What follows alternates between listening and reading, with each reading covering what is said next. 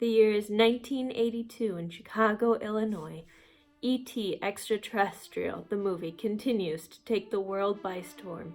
Sony releases the first compact disc player. Nuclear weapons are a major hot topic in the American public eye as the Cold War begins to wane. And within a few months, Michael Jackson's Thriller album is going to make sales records. The month is September. Students are back in school, and Chicago is ripe for a disaster. Today's dive through the history books is going to take us back to look at, pick apart, and discover the Tylenol murders that killed 7 people in Chicago in 1982. Hey guys, it's Darby. Today we're going to be jumping back into the history books to 1982, Chicago, Illinois, where we're going to explore a murder terroristic phenomenon that changed the way we experience and consume products ranging from medications to orange juice on a daily basis. Those murders are commonly known as the Tylenol Murders of 1982. So a quick summary of what the Tylenol murders or poisonings were. The Tylenol murders are an unsolved terroristic murder spree that killed 7 victims and spawned numerous copycat killings for months to come. Essentially what happened is 7 different people ended up taking a Tylenol extra strength capsule and died instantly because it was later discovered that they were laced with enough potassium cyanide to kill multiple people. Way overkill on the potassium cyanide. We might ask now, taking for granted some of our safety precautions, how they didn't notice when they bought the medication that it had been tampered with. Well, now I have a bottle of Tylenol right here that I haven't opened yet, just bought, and we're gonna go through some of this. So you see it's in a box. If I open this, pretty obvious that I opened the box. Yep. That's your first layer of protection. Okay. Take it out of the box. We have this seal, second layer protection. We'll have to open that. Now, open it up. Third layer protection, tamper-proof sealing. Pop that. Now, what we see little caplets. These are caplets. And these were actually created because of the Tylenol poisoning.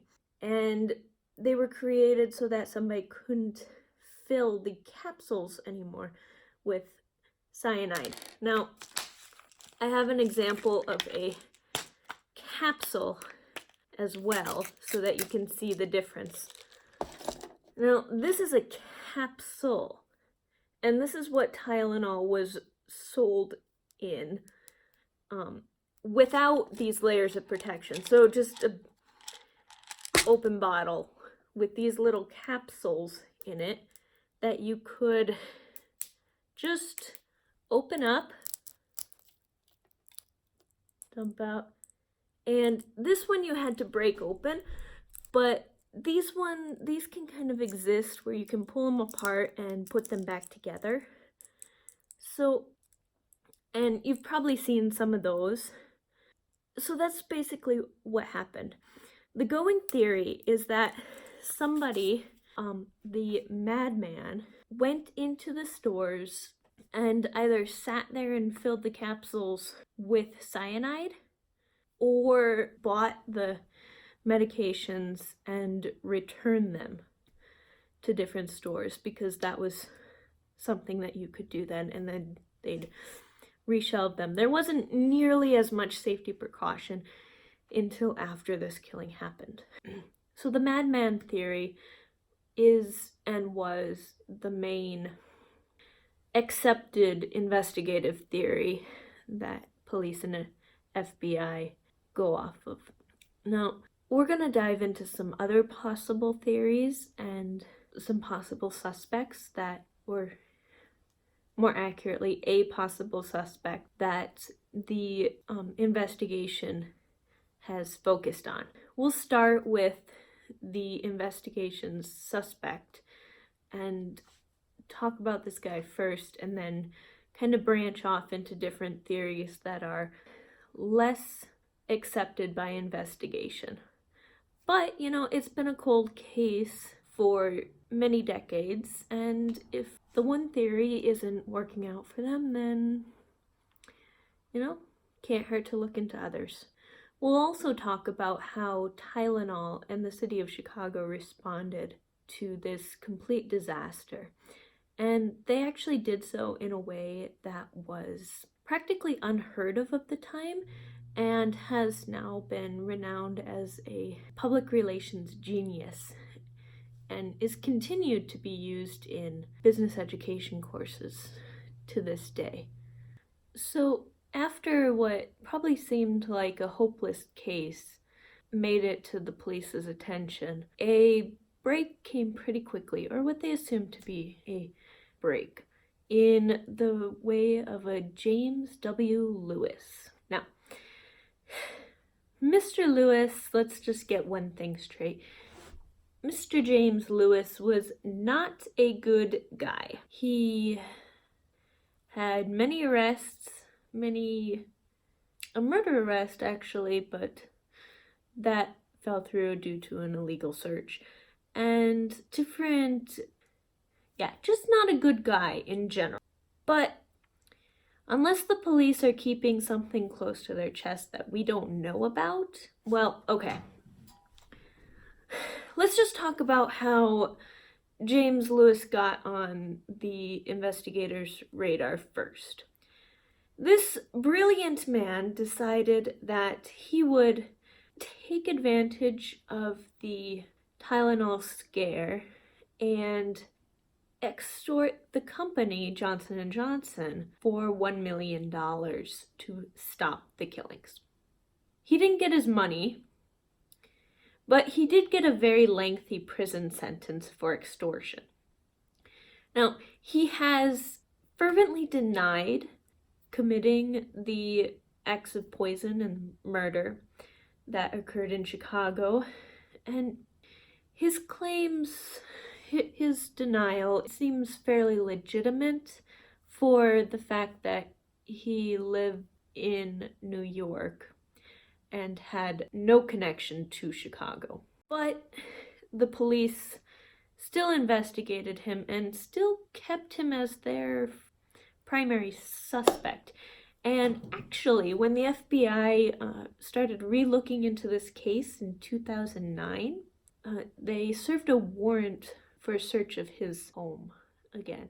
So to me, it seems like, based on his location and alibi, that he wouldn't have poisoned the medication. What seems most likely is that this guy, who has been in trouble his entire life and is, again, not a good guy, suspected murderer and all of that, saw the pain and trauma that Chicago was going through and thought, ooh, this could be a good money grab for me. Maybe I can extort this company for $1 million and nothing could possibly go wrong. Sometimes you just really gotta wonder what's going through these guys' heads. Anyway, so that's kind of what it seems like to me, and that was my impression on reading up on it. Again, that's not to say that I know all the answers, and I'm sure there's a lot that hasn't been shared. Actually, I know that there's a lot the police have, and the team that's still on this case investigating is keeping things very close to their chest. Lewis kind of fits into the madman theory that the police continue to investigate. But, okay, they know, one thing I forgot to mention is they know for sure that the Tylenol was not contaminated at the manufacturing stage because the bottles came from all different plants. Now, they come from all different plants, but they do get distributed in relatively the same Chicago area, but wide enough that it would seem, unless of course they were bought and returned, it would seem unlikely that one person could have contaminated all of those, and the distribution is strange.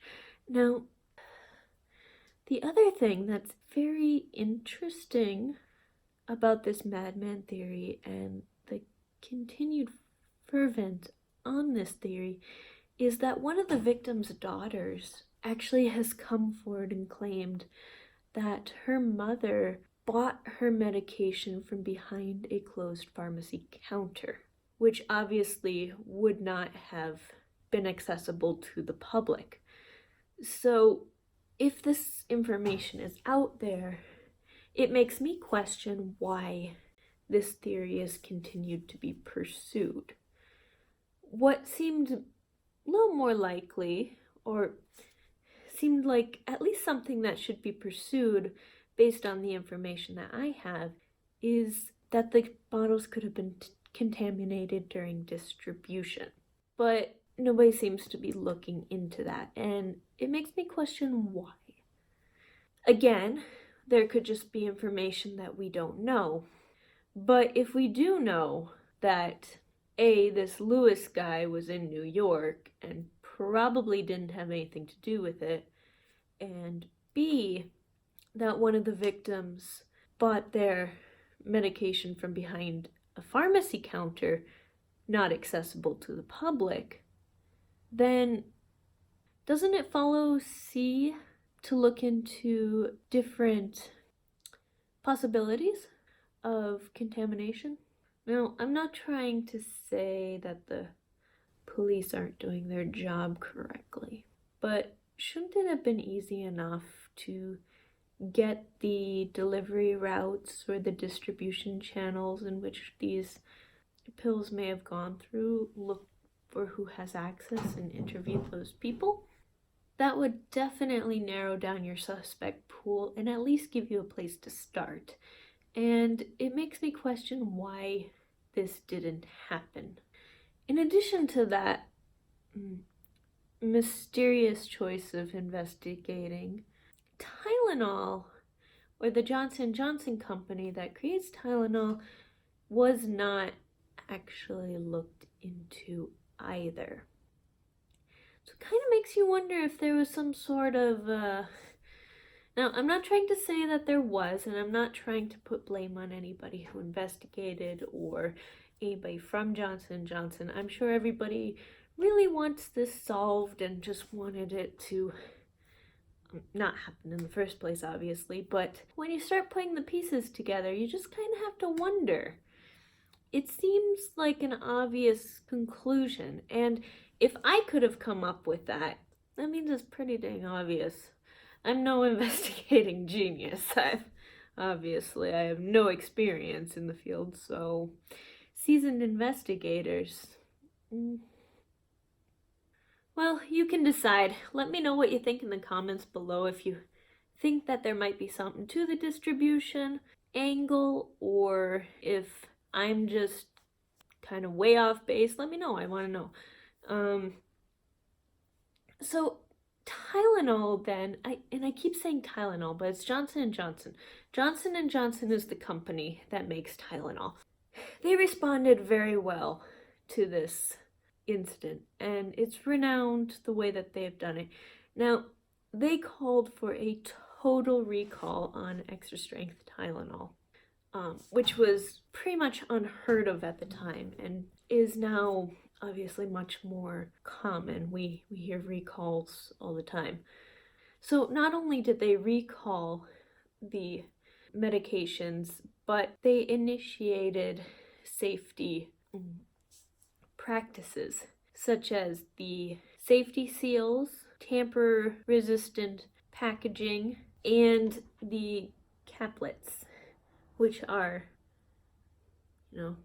like I said earlier, you break them apart and you can't fill them with different powders or contaminate them in that way, which would make it much more difficult for this to happen again. Not to say that it didn't happen again. There were many copycat incidents following this.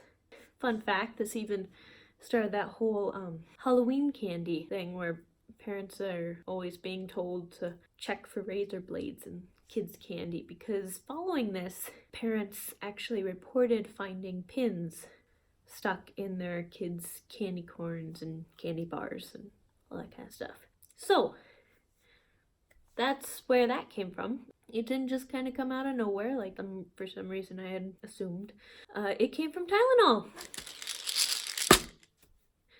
So those things all happened very quickly and they moved very fast. This eventually kind of just became a way of life and actually happened pretty quickly. If you look, you'll notice you can't find these capsules very much anymore. I had to go to the fiber to find these, and you can't even split these ones apart like I was hoping you could. They rip.